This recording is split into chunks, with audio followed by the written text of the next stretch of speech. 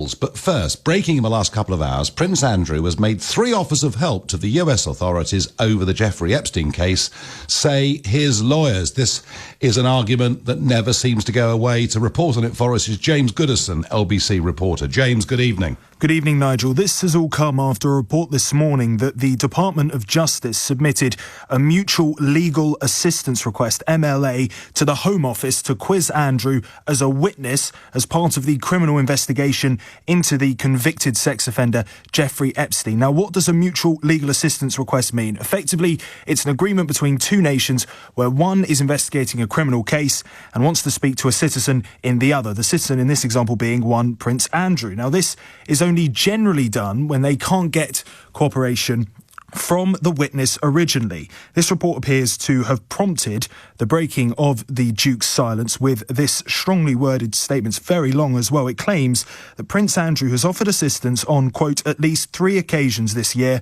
and accused the Department of Justice in the States of breaching its own confidentiality rules through briefings to the media. This all came to a head last year when Prince Andrew gave that extraordinary interview to BBC's Emily Maitlis on Newsnight. He was asked whether he would cooperate with the US investigation.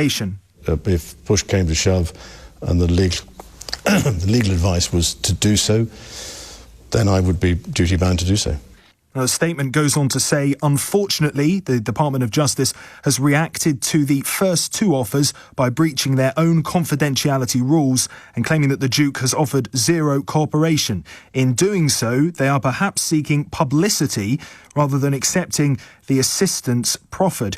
Of course, it was reported that there was a so-called wall of silence from the Prince in January after Jeffrey Berman, the US Attorney for South District, New York, said this to the press. The Southern District of New York and the FBI have contacted Prince Andrew's attorneys and requested to interview Prince Andrew. And to date, Prince Andrew has provided zero cooperation.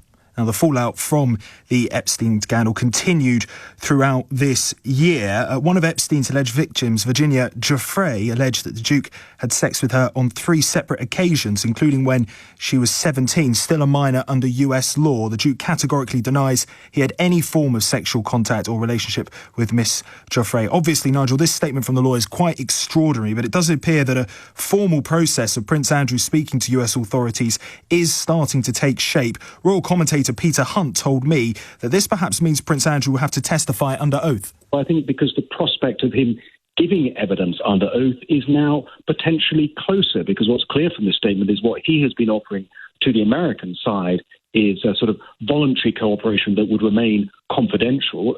They clearly are not happy with that offer, and which is why we now know, even though we're not meant to, because it is meant to be confidential, as they say, we now know that they are pursuing this more formal request.